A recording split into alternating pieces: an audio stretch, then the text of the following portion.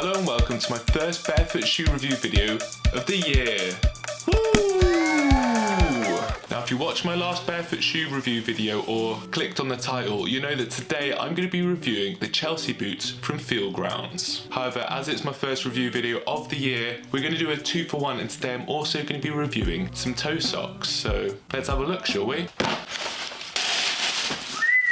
Okay, so here they are. Okay, first impressions, they remind me for some reason of horse riding boots. Like people who horse ride, do they wear these boots? They've got the cork insole.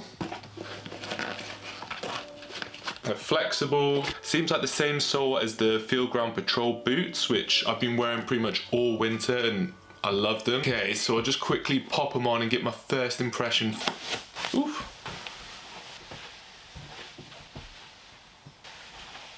Okay, feel like shoes, maybe a little bit tight, but I feel like I do say that every time I put these shoes on and maybe they do stretch out a little bit.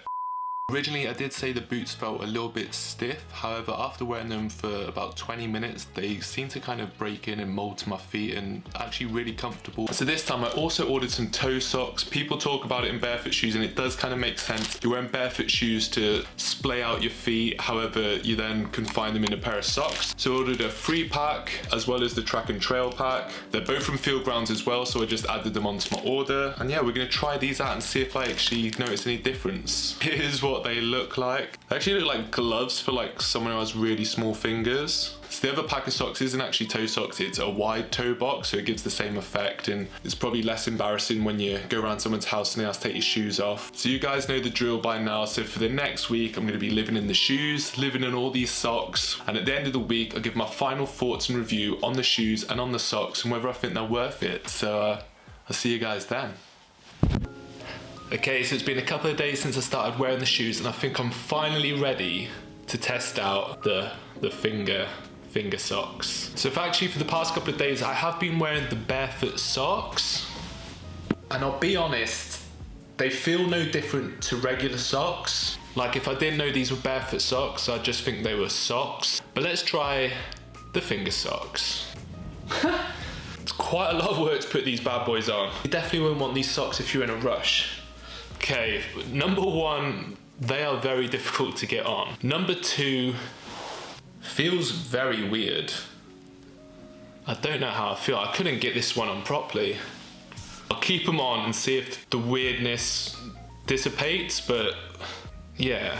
Anyway, that's my live video of putting the finger socks on, so I'll see you guys for the rest of the review.